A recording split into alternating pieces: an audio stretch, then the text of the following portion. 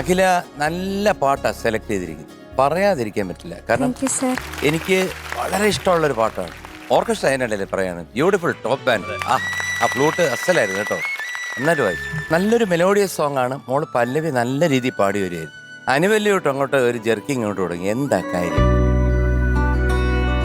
ഈ mind block വന്നു കഴിഞ്ഞാൽ മോളെ ഇതിനകത്ത് പറ്റുന്ന പ്രശ്നം എന്താണെന്നറിയാം. ഒരു കലാകാരനോ കലാകാരിക്കോ മൈൻഡ് ബ്ലോക്ക് വന്നു കഴിഞ്ഞാൽ ഒരക്ഷരം മുമ്പോട്ട് എഴുതാൻ പറ്റില്ല, ഒരക്ഷരം പാടാൻ പറ്റില്ല. Especially performing arts. അനുപല്ലവിയും ചരണവും ഒരുപാട് സ്ഥലങ്ങളിൽ സ്ലിപ്പ് വന്നു. അത് മോക്ക് തന്നെ അറിയാം, ടെലികാസ്റ്റ് ചെയ്യുമ്പോൾ കേട്ടാൽ മതി. എന്നാൽ ഈ പാട്ട് അഖിലേക്ക് സുന്ദരമായിട്ട് പാടാൻ സാധിക്കും, അതെനിക്കറിയാം, 100% അറിയാം. ഇതിനെക്കാട്ടി ഡിഫിക്കൽട്ടായിട്ടുള്ള പാട്ട് മോള് പാടിയിട്ടുണ്ട്. സംഗതിയും ബാക്കി കാര്യങ്ങളൊന്നും ഞാൻ ഇന്ന് പറയുന്നില്ല, അതൊക്കെ ബാക്കി അവർ പറഞ്ഞു തരും. യാമം എന്നുള്ള സംഭവങ്ങൾ പറയുമ്പോൾ ഈ ചില വേർഡ്സ് പറയുമ്പോൾ യാമം എന്ന് യാമം പാടില്ലേ മോള്, യാ എന്നെന്തിനാക്കുന്നേ ഒന്ന് പാടിക്കേ.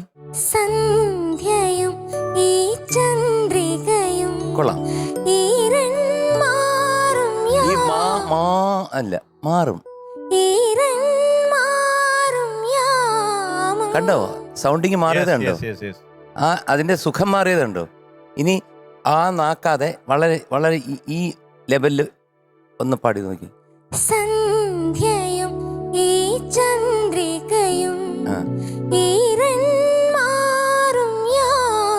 അവിടെ യാ ചെറുതാക്കി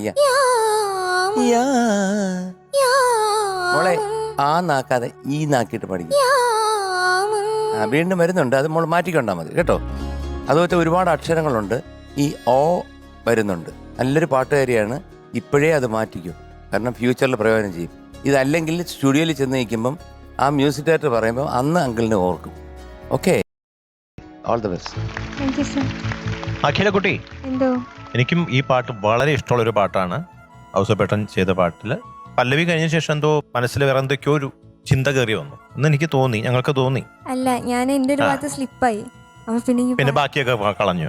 അങ്ങനെ ചെയ്യരുത്, അടുത്തത് എന്താവുന്നുള്ളൊരു. അതെ, അങ്ങനെ ചിന്തിക്കരുത്, അതാ ഞാൻ പറഞ്ഞത്. അത് ഞാൻ അതിന് മുമ്പും പറഞ്ഞിട്ടുണ്ട് പല കുട്ടികളും. അതെ അതെ അതെ, തെറ്റിക്കഴിഞ്ഞാൽ പിന്നെ അതിൽ മനസ്സ് വിഷമിച്ച് നിൽക്കരുത്. അടുത്തത് അതിനേക്കാളും നന്നായിട്ട് നമ്മളെ ബാക്കി കേൾക്കുന്നവരെ ഇംപ്രസ് ചെയ്യാൻ ശ്രമിക്കുക. ബാക്കി പിന്നെ വാർമുകിൽ വരി മാറിപ്പോയി, ചരണത്തിൽ നിന്ന് കടമെടുത്തു, പൊൻവെയിൽ നിന്ന് പാടി. അവിടെയും ആ ലാൻഡിങ് നോട്ട് പ്രശ്നത്തിലായി. കൺഫ്യൂഷൻ വന്നു, ഒരു കൺഫ്യൂഷൻ. അത് തെറ്റിച്ചോ, അത് ശരിയാണോ എന്ന്, അത് കൺഫ്യൂഷൻ ആയിരുന്നു. ആ ഭാഗം വാർമുകിലാണോ പൊൻവെയിലാണോ എന്ന് അവിടെ ചെറുതായിട്ട് എന്തൊക്കെ പരിപാടിയാ മോളെ. അതുപോലെ തന്നെ നാം പൂന്തേൻ തുമ്പികൾ, അതൊന്ന് പാടി കേൾക്കട്ടെ. നാം, അതെ, ആ സംഗതി. അതുപോലെ തന്നെ ചരണത്തിൽ നാം എന്നുള്ള സംഗതി തന്നെയാണ് നീലും വരുന്നത്. അത് രണ്ടും സ്ലിപ്പായി കേട്ടോ. അപ്പൊ ഇതൊക്കെയാണ് ഇന്നുണ്ടായ പ്രശ്നങ്ങൾ. പിന്നെ ശബ്ദത്തിന്റെ കാര്യം, അത് വളരെ ബ്യൂട്ടിഫുൾ ആയിട്ടുള്ള ഒരു വോയിസ് ആണ് നമ്മൾക്ക് കിട്ടിയിട്ടുള്ളത്. മൂവി സോങ് പാടാൻ പറ്റുന്ന തരത്തിലുള്ള നല്ല മെച്യൂർഡ് ആയിട്ടുള്ള വോയിസ് ആയിട്ടുണ്ട് കേട്ടോ. അത് വെരി വെരി ഗുഡ്. അപ്പൊ ഈ പ്രശ്നം ഒഴിവാക്കണം. അതെ, അത് മാറ്റിയെടുക്കണം. Okay, all the best. Thank you sir. മധുചേട്ടാ, മധുചേട്ടൻ പറഞ്ഞതിനോട് ഞാൻ 100% യോജിക്കുന്നു. കഴിഞ്ഞോ? അഖിലക്കുട്ടി, നല്ല ശബ്ദം ദൈവം തന്നിട്ടുണ്ട്. ഇനി ഈ പറഞ്ഞ കുഞ്ഞു കുഞ്ഞു കാര്യങ്ങളൊക്കെ ശ്രദ്ധിക്കുക. ഇനി കൂടുതൽ അതിന്റെ ഡീറ്റെയിൽസിലോട്ട് പോകുന്നില്ല. ഇനി മോള് പ്രൊനൗൺസ് ചെയ്യുന്നതും കൂടെ ഒന്ന് ശ്രദ്ധിച്ചാൽ ഏറ്റവും വലിയ നല്ല സംബന്ധിച്ചാൽ പാടാൻ നല്ല കഴിവുണ്ട്, സംഗതികളൊക്കെ വരുന്ന തൊണ്ടയാണ്. ഇത്ര കാലം മുമ്പ് നമ്മൾ കേട്ട് മറന്ന ഒരു പാട്ട് മോള് പാടിയപ്പോ എന്തോ നല്ല ഫ്രഷ്നെസ്.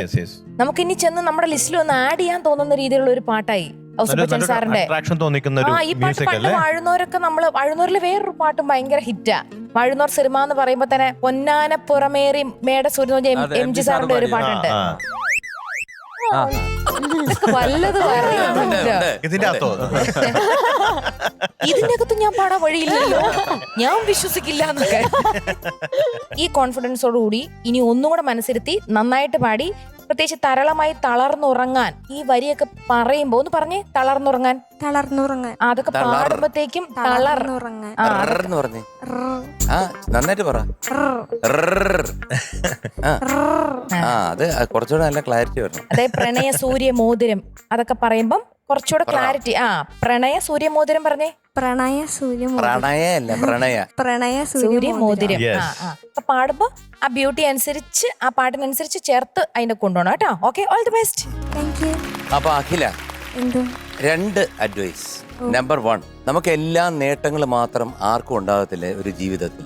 നമ്മൾ പുറകോട്ട് നോക്കിക്കഴിഞ്ഞാൽ ഒരുപാട് പ്രോബ്ലംസ് നമുക്ക് ഉണ്ടായിട്ടുണ്ട്, Yes. ഇനിയും ഉണ്ടാവും. അപ്പം നമ്മൾ എന്തെങ്കിലും ഒരു പ്രോബ്ലം ഉണ്ടായിക്കഴിഞ്ഞാൽ അത് മറക്കുക, അതിനെ ഓർമ്മിച്ച് മുമ്പോട്ട് പോയി കഴിഞ്ഞാൽ ഒരിക്കലും ഒരു സക്സസ് ഇല്ല. Yes. എപ്പോഴും ലുക്ക് ഫോർവേഡ്, ഏറ്റവും ഉന്നതിയിൽ എത്താൻ വേണ്ടി ശ്രമിക്കുക. 1. രണ്ടാമത്, ഇപ്പം നമ്മൾ കുറേ പേര് ഇവിടുന്ന് പോയി, നമ്മൾ ഈ ഘട്ടത്തിൽ വീണ്ടും എലിമിനേറ്റിന് അടുത്ത മാസം വരുന്നുണ്ട്. അപ്പം അങ്ങോട്ട് ചാടി കയറാതിരിക്കുക.